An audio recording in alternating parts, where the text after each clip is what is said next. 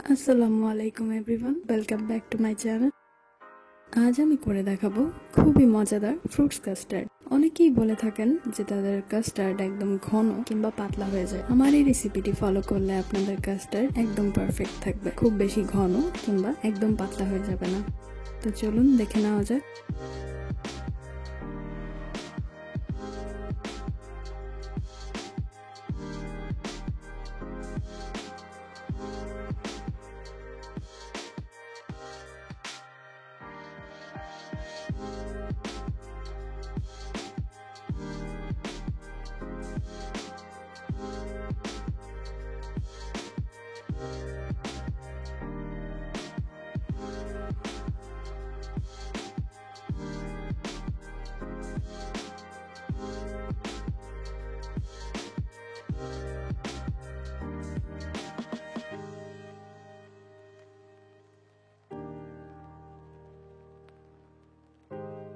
দুধ গরম হয়ে গেলে এর মধ্যে চিনি মিশিয়ে দিব।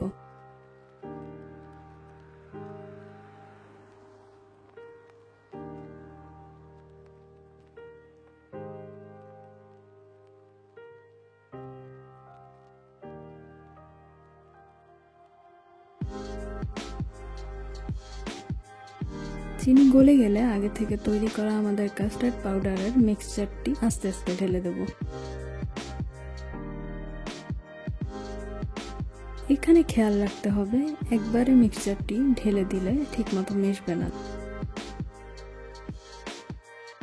পুরোটা সময় কিন্তু চুলা মিডিয়াম হিটে থাকবে।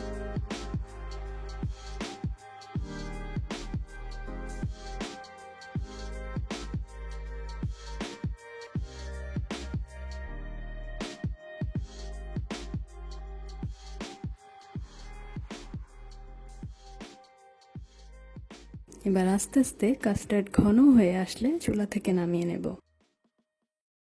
কাস্টার্ডটি গরম থাকতে থাকতেই একটি বাটিতে ঢেলে এভাবে প্লাস্টিক র্যাপার দিয়ে ঢেকে দেব।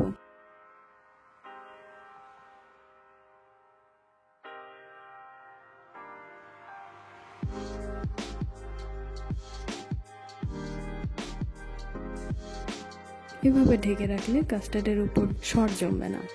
কিছুক্ষণ রুম টেম্পারেচারে ঠান্ডা করে তারপর আমরা এটি ফ্রিজে রেখে দেব।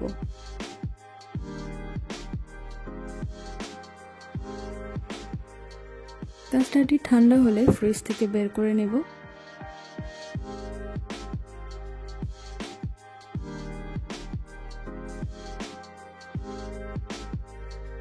কয়েক রকমের ফ্রুটস নিয়েছি, মোট 3 কাপের মতো।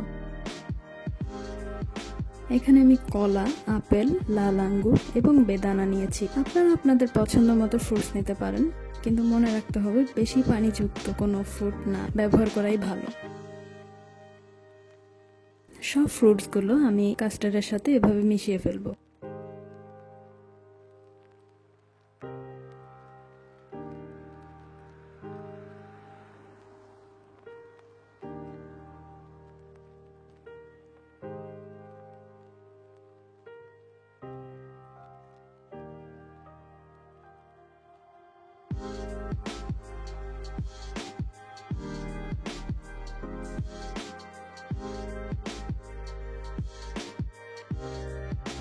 আপনার রেসিপিটি অবশ্যই ট্রাই করবেন এবং আমাকে জানাতে ভুলবেন না কেমন হলো। ভিডিওর কমেন্ট সেকশনে আপনাদের ফিডব্যাক অবশ্যই জানাবেন।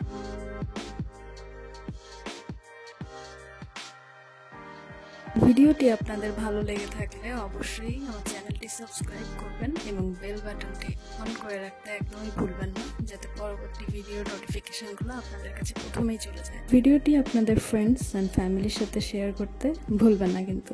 সবাই খুব ভালো থাকবেন। আল্লাহ হাফেজ।